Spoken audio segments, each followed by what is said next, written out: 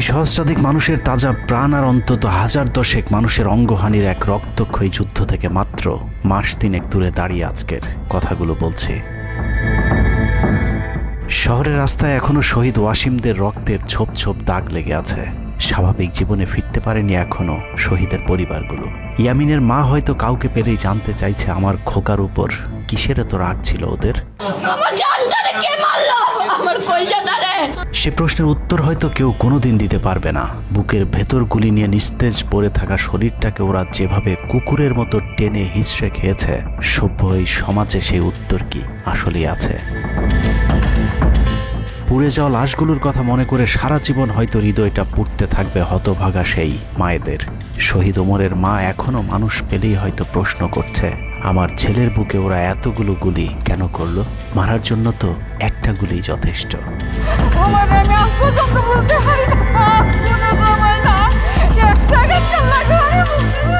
তৃষ্ণা পেলে মুগ্ধের মায়ের হয়তো কানে বেজে উঠবে, পানি লাগবে, পানি।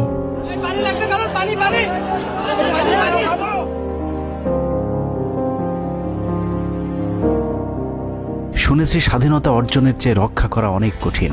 স্বাধীনতার এই পতাকা সমুন্নত রাখতে যারা জীবন দিয়েছেন তাদের সে রক্ত যেন বৃথা না যায়। এ পতাকার জন্য যেন আর কাউকে জীবন দিতে না হয়। স্বাধীনতার এমন যুদ্ধ আর দেখতে চাই না। এ যুদ্ধের প্রতিপক্ষ অনেক হিংস্র, খুব নিষ্ঠুর।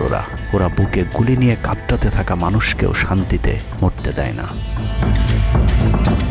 ওরা আরও রক্ত চায়। 15 বছর মুসলিম নিধন করে ওদের এতটুকু অনুশোচনা নেই। রক্তের নেশায় এখনো বুঁদ হয়ে আছে হিংস্র পশু আত্মাগুলো। এদিকে এক পক্ষ নিজেদেরকে বিজয়ী ভেবে ঘরে ফিরেছে। ঘরে ফেরার আগে যাদের বাড়ি ঘরে আগুন দিয়ে ঘর থেকে বের করেছিল, সেই শত্রুকেই আবার তুলে নিয়েছিল নিজেদের ঘরে। ছাত্রলীগ নিষিদ্ধের কথা বলছে। এই নিষিদ্ধ করবার ম্যান্ডেটটা, নিষিদ্ধ করবার অধিকারটা তাদেরকে কে দিল?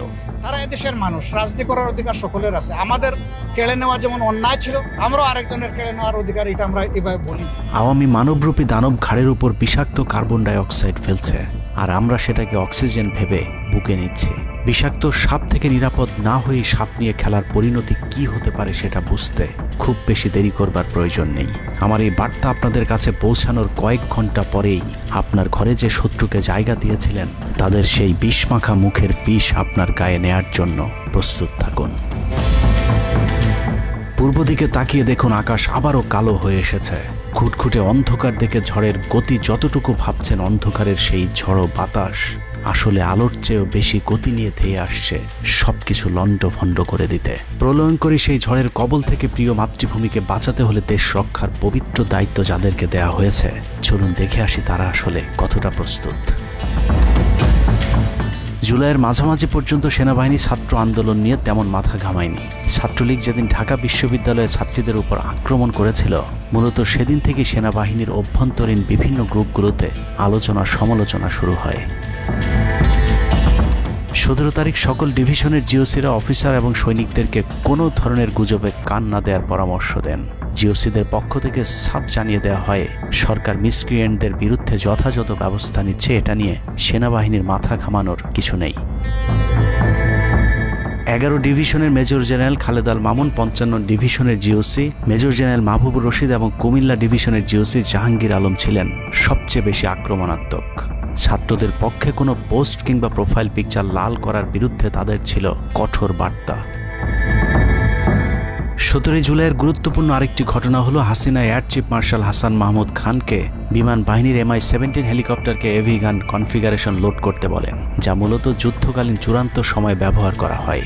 এয়ার চিফ হাসিনাকে উল্টো প্রশ্ন করেন, আমাদের সেনাবাহিনী কি এখনও ফেল করেছে? তাহলে এত দ্রুত বিমান বাহিনী কেন?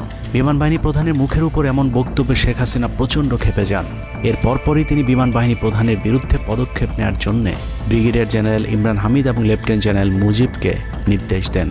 আর্মি ইন্টেলিজেন্স থেকে এই পরিকল্পনার তথ্য জেনে বিমান বাহিনী প্রধান ওই রাতেই তার নিরাপত্তার জন্য গাজীপুর থেকে এয়ার কমান্ড নিয়ে আসেন, যে ইউনিটটি এখনও বিমান বাহিনী প্রধানের নিরাপত্তার দায়িত্বে ঢাকাতেই অবস্থান করছে। যাই হোক, বিমান বাহিনী প্রধান সেদিন রাজি হলে ব্ল্যাকআউটের সময়টা আরও ভয়ঙ্কর হতে পারত।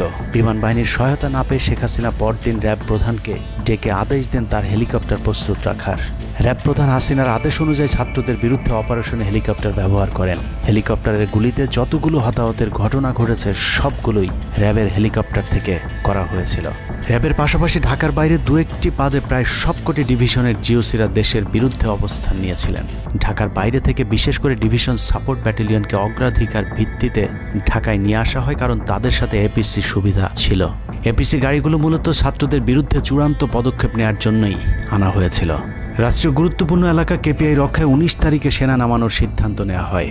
নিয়ম অনুযায়ী সেনাবাহিনীর কেপিআই রক্ষার দায়িত্ব পালন করার কথা থাকলেও বিভিন্ন জায়গায় দেখা গেছে সেনাবাহিনীর ছত্রছায়ায় পুলিশ এবং আওয়ামী লীগ ছাত্রলীগের সন্ত্রাসীরা ছাত্রদের উপর হামলা চালিয়েছে। কোথাও সরাসরি সেনাবাহিনীকেও গুলি চালাতে দেখা গেছে। এর মধ্যে ঢাকার 46 পদাতিক ডিভিশনের ইনফ্যান্ট্রি ব্রিগেডের ইউনিটগুলো ঢাকার প্রাণকেন্দ্রগুলোতে ছাত্রদের উপর সবচেয়ে বেশি দমন পীড়ন চালিয়েছে। অনুসন্ধানে 19 থেকে 23 জুলাই পর্যন্ত গণহত্যার সাথে জড়িত সেনাবাহিনীর কয়েকজন অফিসারের নাম উঠে এসেছে, যারা এখনো পর্যন্ত গুরুত্বপূর্ণ সব পদে বহাল আছেন, যা ডক্টর মোহাম্মদ ইউনূস সরকারের জন্য অত্যন্ত বিপজ্জনক। কতটা বিপজ্জনক সেটা বোঝার জন্য আন্দোলনের সময়টাতে ওই অফিসারদের ভূমিকা কী ছিল সেটা একটু দেখে আসি। আন্দোলনের সবচেয়ে বেশি রক্তক্ষেকো ছিলেন বিজিবির ডিজি মেজর জেনারেল আশরাফ। সূত্র জানিয়েছে ভারতীয় নাগরিকদের বিজিবির পোশাক পরিয়ে মাঠে নামিয়েছিলেন বিজিবির এই মহাপরিচালক। সেনাবাহিনী শেখ হাসিনাকে পদত্যাগের পরামর্শ দেওয়ার পরেও শুধু বিজিবিকে নিয়ে হত্যাকাণ্ড চালিয়ে শেখ হাসিনাকে ক্ষমতায় রাখার গ্যারান্টি দিয়েছিলেন মেজর জেনারেল আশরাফ। 5 তারিখ হাসিনা পালিয়ে যাবার আগ মুহূর্তে তিনি স্বরাষ্ট্রমন্ত্রীকে ফোন করে বলেছিলেন, কয়েক হাজার মানুষ মারলেই পরিস্থিতি ঠান্ডা হয়ে যাবে, অতএব কোনো অবস্থাতেই যেন প্রধানমন্ত্রী পালিয়ে না যান। স্বরাষ্ট্রমন্ত্রীকে তিনি এমনটাই পরামর্শ দিয়েছিলেন। 5 তারিখ সকাল থেকে দুপুর পর্যন্ত ঢাকা শহরে সবচেয়ে বেশি তৎপরতা ছিল বিজেপির। ওই দিন সকাল থেকেই ঢাকার প্রবেশ পথগুলোতে চেকপোস্ট বসিয়ে তল্লাশি চালিয়েছিল মেজর জেনারেল আশরাফের বিজিবি। বিজিবির একটি সূত্র জানিয়েছে বিজিবি মহাপরিচালক প্রতিদিন সিওদের কাছ থেকে হিসেব নিতেন কে কতজন ছাত্র হত্যা করেছে। বিজিবি মহাপরিচালকের নির্দেশনায় খুনের সেই প্রতিযোগিতায় সবচেয়ে ভালো পারফর্মার ছিল কর্নেল রিদওয়ান। সূত্রের মতে ছাত্র আন্দোলনে বিজিবি অন্তত 500 শিক্ষার্থীকে গুলি করে হত্যা করেছে। বিজিবি প্রধান এবং রিদওয়ানের মতো তার অনুগত অফিসারদের জেলে থাকার কথা, কিন্তু তারা এখনো গুরুত্বপূর্ণ সব দায়িত্ব পালন করে যাচ্ছে। আর মেজর জেনারেল আশরাফ এখন পর্যন্ত বিজিবি প্রধানের চেয়ারেই বসে আছেন। হত্যাকাণ্ডের বেশিরভাগই জড়িত ছিল বগুড়ার 7 ইস্ট বেঙ্গল। রহস্যজনক কারণে 7 ইস্ট বেঙ্গলকে এখনো পর্যন্ত বগুড়ায় ফেরত না পাঠিয়ে ঢাকাতেই রাখা হয়েছে। মেজর জেনারেল ফেরদৌস হাসান সেলিম, যার মা ছিলেন হাসিনার অত্যন্ত ঘনিষ্ঠ বান্ধবী। ফেরদৌস সেলিম শেখ হাসিনাকে ফুপু বলে ডাকতেন। 27তম বিএমএ লং কোর্সের এই অফিসারের পাসিং আউটে শেখ হাসিনা নিজে উপস্থিত ছিলেন, যদিও হাসিনা তখন বিরোধী দলীয় নেত্রী ছিলেন। ডিজিএফ এর পদে থাকাকালীন হাসিনার টাকা পাচার এবং থাইল্যান্ডের বিভিন্ন ব্যবসা দেখাশোনার দায়িত্ব ছিল তার। 5 তারিখের সময়টাতে গুরুত্বপূর্ণ কোনো পদে না থাকায় নিজেকে এখন আওয়ামী বিরোধী দাবি করছেন ফেরদৌস হাসান সেলিম। ভয়ঙ্কর বিষয় হচ্ছে ডক্টর মোহাম্মদ ইউনূসকে ভুল বুঝে ইউনূসের মিলিটারি সেক্রেটারির পদে বসে সব কুটচাল চলে যাচ্ছেন major general Ferdous Hasan. Guarantee দিয়ে বলে রাখলাম, সুযোগ পেলে সবার আগে ডক্টর মোহাম্মদ ইউনূসের মিলিটারি সেক্রেটারি নিজেই ইউনূসের গলা চেপে ধরবে। অতএব যত দ্রুত সম্ভব ডক্টর মোহাম্মদ ইউনূসের মিলিটারি সেক্রেটারির পদ থেকে তাকে সরাতে হবে। শেখ হাসিনার গণভবন ঠেকাতে সবচেয়ে বেশি শক্ত বলয় তৈরি করা হয়েছিল। অনুসন্ধানে জানা যায় শেখ হাসিনাকে রক্ষা করতে গণভবনের আশপাশে সেনাবাহিনীর অন্তত 13টি অস্থায়ী চেকপোস্ট বসানো হয়েছিল, যেখানে east Bengal regiment, field regiment artillery, Bangladesh infantry regiment, infantry brigade headquarter সহ সেনাবাহিনীর বেশ কয়েকটি চেকপোস্ট বসানো হয়েছিল শুধুমাত্র শেখ হাসিনাকে রক্ষা করার জন্য। সেনাবাহিনীর এসব আর্মি অফিসারদের সম্মিলিত অপারেশনে ছাত্রদের উপর চালানো হয়েছে নির্মম নৃশংস হত্যাযজ্ঞ। কিন্তু এই হত্যাকাণ্ডই সেনাবাহিনীর ভেতরে থাকা দেশপ্রেমিক অফিসারদের বিবেকের দরজা খুলে দিয়েছিল।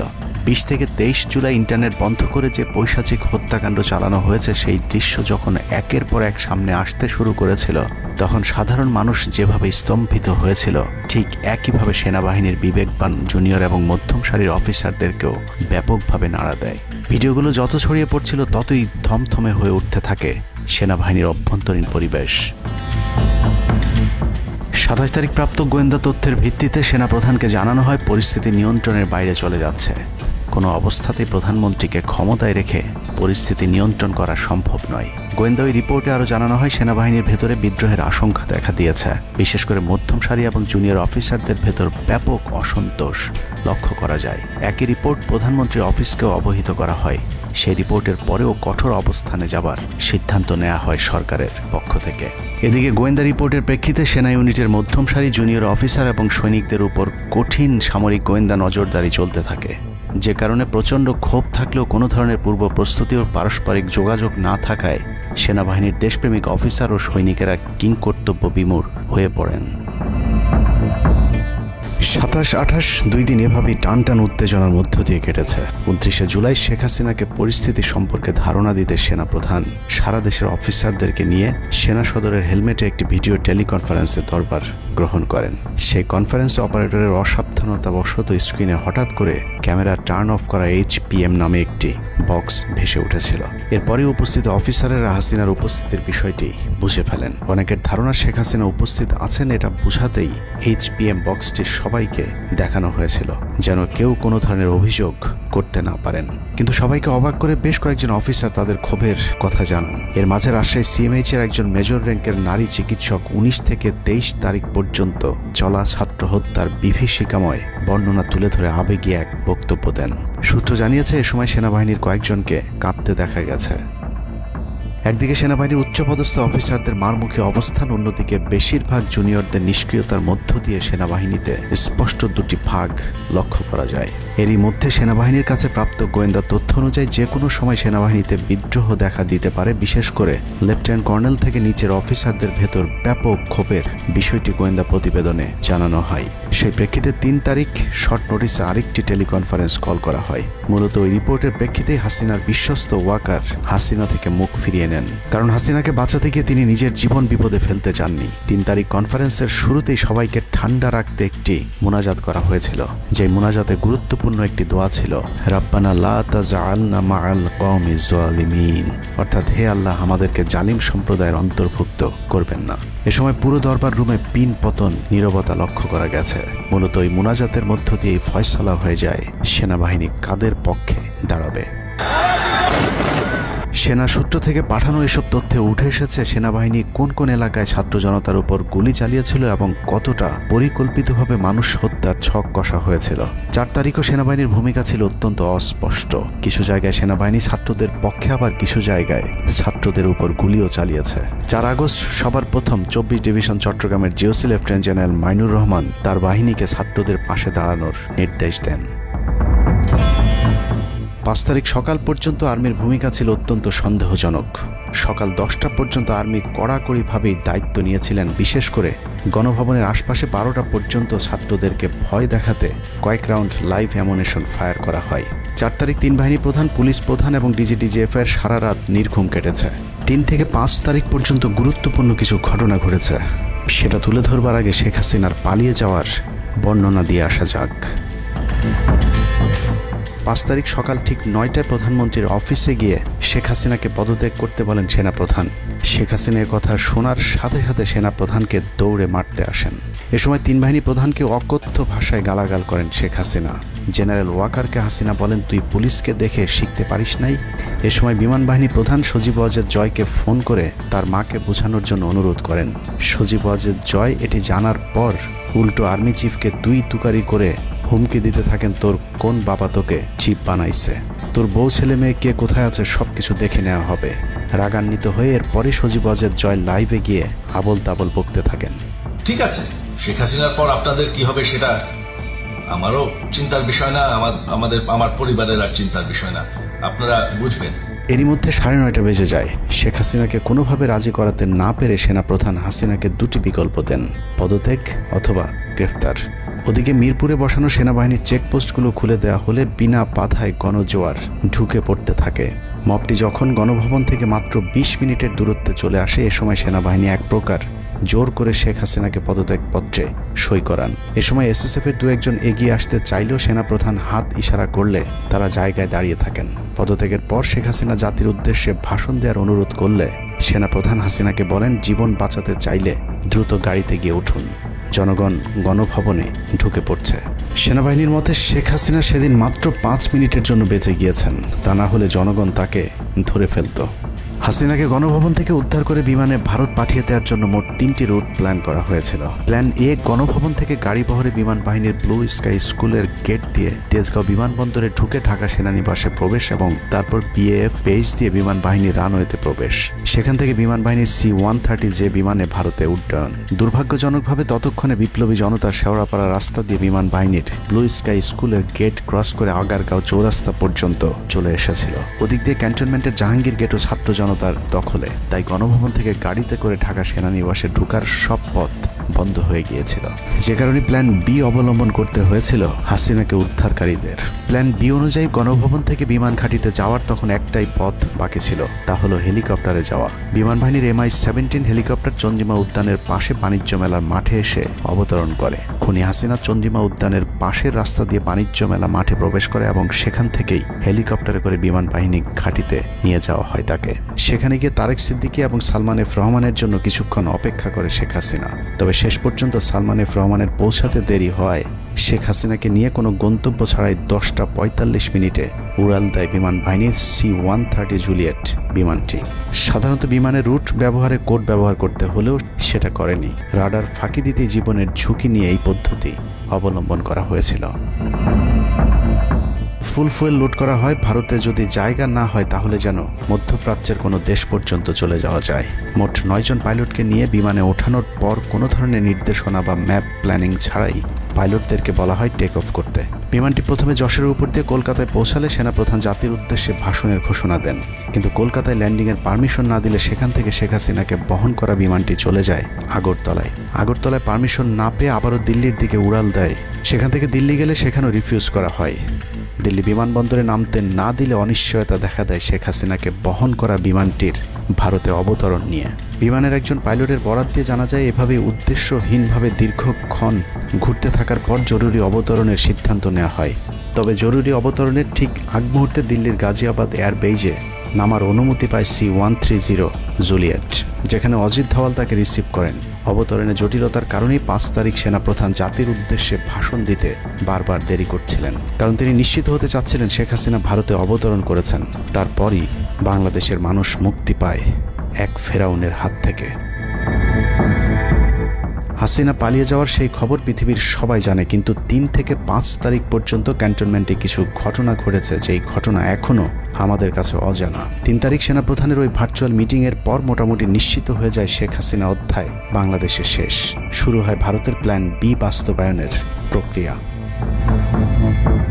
3 তারিখ রাতে আসিফ নজরুলের সাথে ডিজিএফআই কার্যালয়ের পাশের একটি ভবনে আসিফ নজরুলের ঘনিষ্ঠ বন্ধু major general Hamid, lieutenant general Mujib এবং মেজর জেনারেল ফেরদৌস সেলিমের একটি গোপন বৈঠক হয়, যেখানে ভারতীয় গোয়েন্দা সংস্থার 16 জন কর্মকর্তা উপস্থিত ছিলেন।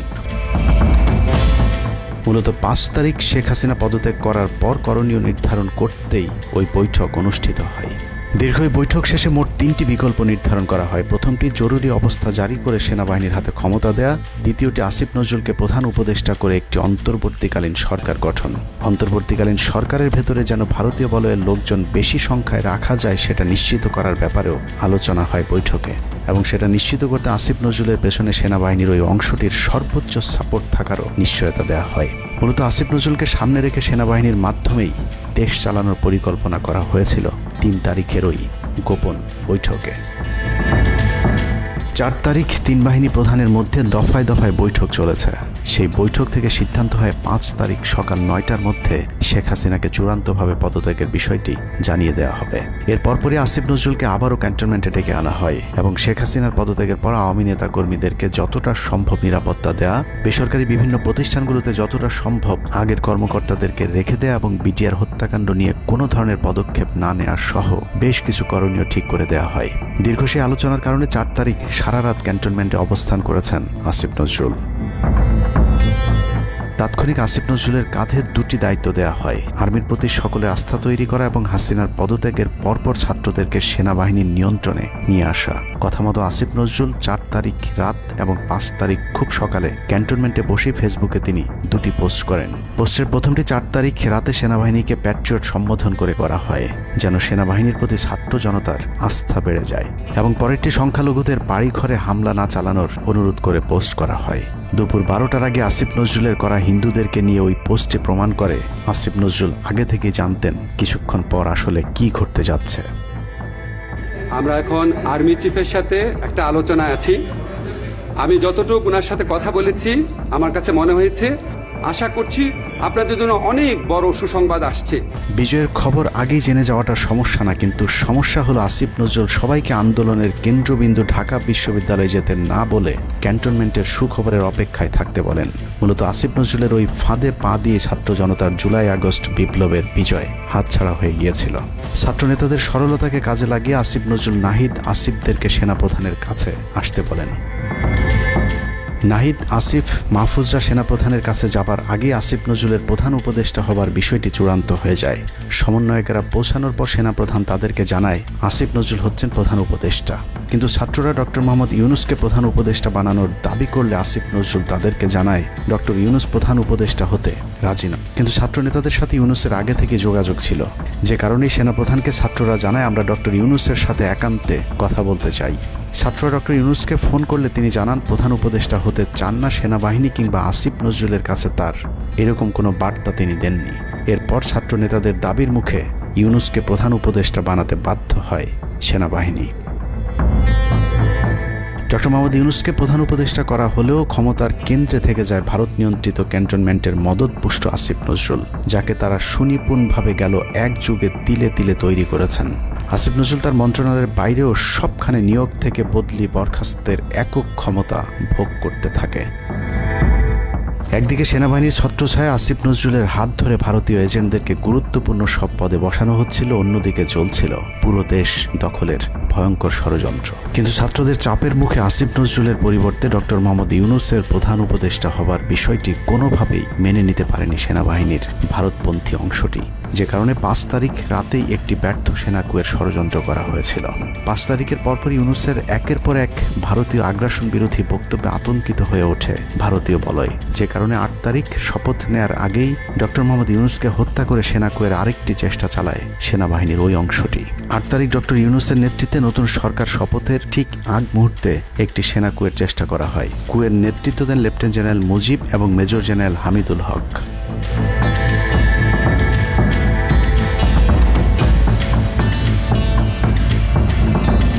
কিন্তু পশ্চিমা একটি গোয়েন্দা সংস্থা বিষয়টি দ্রুত সেনাপ্রধানকে জানালে জেনারেল ওয়াকার তাদের পরিকল্পনা ভণ্ডুল করে দেয়। সেনাপ্রধান তাৎক্ষণিকভাবে লেফটেন্যান্ট জেনারেল শামীমকে পিএসও এএফটি থেকে সিজিএস হিসেবে নিয়োগ দেন এবং মুজিবকে কিউএমজি থেকে আটডগে বদলি করেন, যদিও 8 তারিখ রাত থেকেই মুজিব পলাতক রয়েছেন। এরপর 12 সেপ্টেম্বর তাকে সেনাবাহিনী থেকে বরখাস্ত করা হয়। একই দিনে লেফটেন্যান্ট জেনারেল হামিদুলকে স্বেচ্ছায় অবসরে পাঠানো হয়। এনডিসি থেকে মেজর জেনারেল সাইফুলকে মিনিস্ট্রি অফ ফরেন অ্যাফেয়ার্স এবং চিফ অফ জেনারেল স্টাফ শাহিনকে এনডিসিতে পাঠানো হয়। কয়েকজনের ব্যাপারে পদক্ষেপ নেওয়াটা যেমন স্বস্তির, তেমনি ষড়যন্ত্রকারীদেরকে যেখানে বদলি করা হয়েছে তাদের প্রতিটি পদই অত্যন্ত গুরুত্বপূর্ণ, যা বর্তমান সরকার এবং দেশের স্থিতিশীলতার জন্য চরম বিপজ্জনক। কতটা বিপজ্জনক সেটা জানতে চলুন শুরুতেই যে প্রলয়ঙ্কারী ঝড়ের কথা বলেছিলাম সেখানে ফিরে যাওয়া যাক। ভারতীয় গোয়েন্দা সংস্থা 5 তারিখের পর থেকে দেশে নানাভাবে একটা সাম্প্রদায়িক দাঙ্গা বাঁধানোর চেষ্টা চালিয়ে যাচ্ছেন, যেটাকে কেন্দ্র করে বাংলাদেশে একটা সামরিক অভিযান চালানো যায়। এই দাঙ্গা বাঁধাতে ভারতীয় গোয়েন্দারা আওয়ামী লীগ, হিন্দু এবং ইসকনকে কিভাবে ব্যবহার করছে সেই পরিকল্পনার ছক এখন বাংলাদেশি গোয়েন্দাদের হাতে। একটি গোয়েন্দা সংস্থা থেকে যেসব তথ্য আমার কাছে পৌঁছেছে তা রীতিমতো এই দেশের অস্তিত্বের জন্য হুমকি স্বরূপ। আওয়ামী লীগ, হিন্দু আর ভারতের এই চক্রান্ত যদি সঠিকভাবে মোকাবেলা করা না যায় তাহলে অচিরেই বাংলাদেশের অবস্থা হবে হায়দ্রাবাদের মতো। জননেত্রী শেখ হাসিনাকে দেশ থেকে সরে যেতে বাধ্য করেছেন। বাংলাদেশকে নিয়ে ভয়ঙ্কর এই চক্রান্তে জড়িত আওয়ামী লীগ, সনাতনী এবং ইসকনের অন্তত 40টি হোয়াটসঅ্যাপ গ্রুপ এবং জুম মিটিংয়ের ভিডিও হাতে পেয়েছে গোয়েন্দারা। গোয়েন্দাদের কাছে প্রাপ্ত এসব তথ্যে যা উঠে এসেছে তা আটকে ওঠার মতো।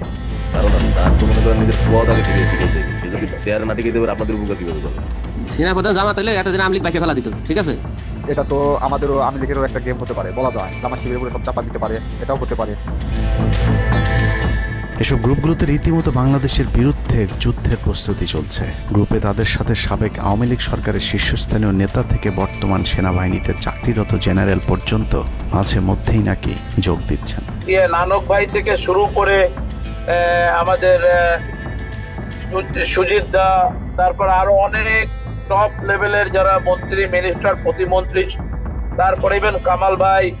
তো এখন বিষয়টা হচ্ছে যে ইভেন রাষ্ট্রপতির যে একেবারেই মানে কি বলে তার যে একেবারে মানে রাইট হ্যান্ড সচিব, উনিও আমাদের সাথে 2 দিন জয়েন করছেন। তো এখন ওনারা আসলে ভালো হইতো, যারা যারা আসেন আসলে ভালো হইতো। অনেক আমাদের এখানে প্রায় 12 থেকে 13 জন আপনার এমপি এসে কথা বলেছেন, যেটা আপনারা জানেন না। ঠিক আছে, বাংলাদেশে একেবারে টপ লেভেল সামরিক বাহিনীর 4 থেকে 5 জন জেনারেল লেভেলের লোকজন ওনারা এসে এখানে বসে থেকে আমাদের লাইভ শুনে গেছেন। আমাদের প্রধানমন্ত্রী উনি নিজে এসে বসে থেকে গেছেন। গ্রুপের সবচেয়ে ভয়ঙ্কর তথ্য পাওয়া গেছে ভুয়া মুক্তিযোদ্ধা জেডাই খান পান্নার মেসেজ থেকে। আওয়ামী এই আইনজীবী শহীদ সাইফুল ইসলাম আলিফের হত্যাকাণ্ড নিয়ে চাঞ্চল্যকর তথ্য দিয়েছে জেডাই খান পান্না। একটি চ্যাটিংয়ে তিনি লিখেছেন, দাড়িওয়ালা উকিল বেশি হয়ে গিয়েছে, আরো 2-1টারে খেয়ে দাও, আদালতে আমরা আছি, এখন অল্প কদিন জেলে থাকলেও 30 তারিখের পরে পুরস্কার পাবা। আরেকটি মেসেজে তিনি লিখেছেন, সুযোগ হাতছাড়া হয়েছে তোমাদের কারণে, কালকে সব হয়ে যেত। পরিকল্পনা ছিল কুপিয়ে মারার পর হিন্দুদের বাড়িতে হামলা হলে ভারত থেকে ট্রুপ চলে আসবে। ওরা যেহেতু হামলা করেনি, তোমাদেরই উচিত ছিল নিজেরা নিজেদের বাড়ি ঘরে আগুন দেওয়া। পেছনের ঘটনা বাদ দিয়ে 30 তারিখের পরিকল্পনায় মনোযোগী হও সবাই। শহীদ আলিফ হত্যাকাণ্ড নিয়ে আরেকজন লিখেছেন, কালকে আদালতে একটা লাশ পড়বে, হিন্দু ভাইদের পাশে আমাদের সবাইকে থাকতে হবে, ব্রিগেড মেজরের কমান্ড মেনে চলতে হবে। 30 তারিখের কর্মসূচি নিয়ে গ্রুপটিতে সশস্ত্র যুদ্ধের মাধ্যমে দেশ দখলের ভয়ঙ্কর সব আলোচনা করার ভিডিও হাতে এসেছে আমাদের। তারা বাংলাদেশের অস্ত্রগুলি আছে, এই অস্ত্রগুলি কোথায় আছে আমার কাছে অলরেডি খবর এসেছে। আমি নিউজ দিচ্ছি প্রতিনিধিদের মাধ্যমে, তারা বলেছে 5000-এর বেশি তারা অস্ত্র আনছে, M60 রাইফেল, সাইবার রাইফেল আছে, 47 রাইফেল আছে, তাদের কাছে অত্যাধুনিক হটগান আছে। আলোচকদের একজন বলছিলেন, সাবেক এবং বর্তমান পুলিশের সমন্বয়ে 1700 অস্ত্রধারী গ্যারিলা প্রস্তুত করা হয়েছে 30 নভেম্বরের জন্য। আমরা ইতিমধ্যে কথা বলেছি, পুলিশ পার্টির কথা বলছি, পুলিশের অনেক উদ্যোগ কর্মকর্তা অতিরিক্ত আইন থেকে শুরু করে পুলিশ পার্টিরা এসে এসেছেন, ওনারা আমার সাথে কথা বলে আমাদের যোগাযোগ রক্ষা করছে। ঢাকা শহরকে কিভাবে ব্লক করা হবে সেই পরিকল্পনাও করা হচ্ছে এসব জুম মিটিংগুলোতে। আমাদের কাজ হলো আব্দুল্লাহপুর, আব্দুল্লাহপুর, আশুলিয়া, টঙ্গী আছে, আমরা উত্তরা ওইটা একটা ব্লক দিবেন, তাহলে আমরা খুব সহজেই আমাদের কাজ সফল করব। সশস্ত্র যুদ্ধের জন্য পুরো দেশকে মোট 10টি বিভাগে বিভক্ত করা হয়েছে, যেখানে একজন করে ব্রিগেড মেজর নিয়োগ দেওয়া হয়েছে, যাদের সবাই দেশেই অবস্থান করছেন। এর মধ্যে গ্রুপে প্রাপ্ত জেডাই খান পান্নার নম্বরটিতে মেসেজ পাঠানো হলে মুহূর্তেই সাড়া দেন তিনি। কল করতেই গড় গড় করে সবকিছু স্বীকার করেন। জেডাই খান পান্না, জি আমি তাই। 30 তারিখ 50 থেকে 80% পুলিশ, আনসার, এমনকি সচিবালয়ের আমলারাও তাদের পক্ষে মাঠে নামবে বলে স্বীকার করেন গেরিলা আক্রমণের পরিকল্পনাকারী জেডাই খান পান্না। আপনারা কি কোনো গেরিলা ইনভেশন হামলা করা যাবে? ঢাকার স্টুডেন্টরা যদি এখনো সাপোর্টার্স অর্গানাইজ হইতে নামে, এই অ্যাডমিনিস্ট্রেশনের 50% না 80% লোক নামে আসবে, পার্টিকুলারলি পুলিশ, আনসার এবং সেক্রেটারিয়েট থেকে। পালিয়ে যাবার আগে এই ভিডিও প্রচারের সাথে সাথে রাষ্ট্রদ্রোহিতার অভিযোগে তাকে গ্রেফতার করতে হবে, তাহলে চক্রান্তকারীদের আরও পরিকল্পনার তথ্য পাওয়া যেতে পারে। ভবিষ্যতে এ ধরনের ষড়যন্ত্র বন্ধ করতে গ্রুপে থাকা সকলের মোবাইল নম্বর এবং চেহারা দেখে শনাক্তের পর দ্রুত গ্রেফতার করতে হবে। সূত্র জানিয়েছে, ডিজিএফআই প্রধানের প্রত্যক্ষ তত্ত্বাবধানে চলছে এসব দেশবিরোধী তৎপরতা। আর্মিকে ম্যাজিস্ট্রেসি পাওয়ার দেয়া হলেও তাদেরকে ক্ষমতা প্রয়োগ করতে দেওয়া হচ্ছে না, যে কারণে আওয়ামী লীগ নেতারা বেশিরভাগ এখনও দেশে থাকলেও তাদেরকে ধরা হচ্ছে না। অতএব সেনাবাহিনীর উচ্চপদস্থ হাসিনাপন্থী অফিসারদেরকে দ্রুত সেনাবাহিনী থেকে সরাতে হবে। 5 তারিখ সেনাপ্রধান যে ভূমিকা রেখেছেন তার জন্য তিনি অবশ্যই প্রশংসার দাবিদার, কিন্তু সেনাপ্রধানকে প্রমাণ করতে হবে তিনি আসলেই নায়ক নাকি খলনায়ক? 5 তারিখের পরেও সেনাবাহিনীর গুরুত্বপূর্ণ পদগুলোতে রদবদল না করা এবং গুম খুনের সাথে জড়িত অফিসারদের বিরুদ্ধে কোনো ব্যবস্থা না নেওয়া সহ বিডিআর হত্যাকাণ্ডের বিষয়ে দৃশ্যমান কোনো পদক্ষেপ না নেওয়া খুবই সন্দেহজনক। সূত্র জানিয়েছে সেনাপ্রধানের স্ত্রীর সাথে প্রতিনিয়ত শেখ হাসিনার যোগাযোগ রয়েছে। অতএব সেনাপ্রধানকে দ্রুত তার অবস্থান পরিষ্কার করে সেনাবাহিনীর গুরুত্বপূর্ণ পদগুলোতে নতুন করে নিয়োগ দিতে হবে। সেনাবাহিনীর জুনিয়র এবং মধ্যম সারির অফিসার এবং সৈনিকদের সবসময় দেশের স্বার্থে যুদ্ধের জন্য প্রস্তুত থাকতে হবে। মনে রাখতে হবে সেনাবাহিনী আমাদের আস্থার প্রতীক। সিনিয়র অফিসারদের দেশবিরোধী আদেশ এলে সৈনিকদেরকে নিয়ে তাদেরকে প্রতিহত করতে হবে। মনে রাখতে হবে সংখ্যায় আপনাদের মতো দেশপ্রেমিকদের সংখ্যাই এখনও সেনাবাহিনীতে বেশি। দেশের যে কোনো প্রয়োজনে সেনাবাহিনী যদি জনগণকে ডাক দেয় তাহলে এ দেশের প্রতিটি মানুষ জীবন দেওয়ার জন্য প্রস্তুত রয়েছে। ডক্টর মোহাম্মদ ইউনূসের পাশে থাকা ভারতীয় গুপ্তচর আসিফ নজরুল, মিলিটারি সেক্রেটারি ফেরদৌস হাসান সেলিম এবং প্রেস সেক্রেটারি শফিকুল আলমকে দ্রুত সরাতে হবে। প্রধান উপদেষ্টার সাথে ছাত্র নেতাদের সাক্ষাতের পথ সহজ করতে হবে। আসিফ নজরুলরা অসৎ উদ্দেশ্যে মাহফুজ আলমকে তার পাশ থেকে সরিয়েছে। অতএব যত দ্রুত সম্ভব মাহফুজ আলমকে আবারও বিশেষ সহকারীর পদে ফিরিয়ে আনতে হবে।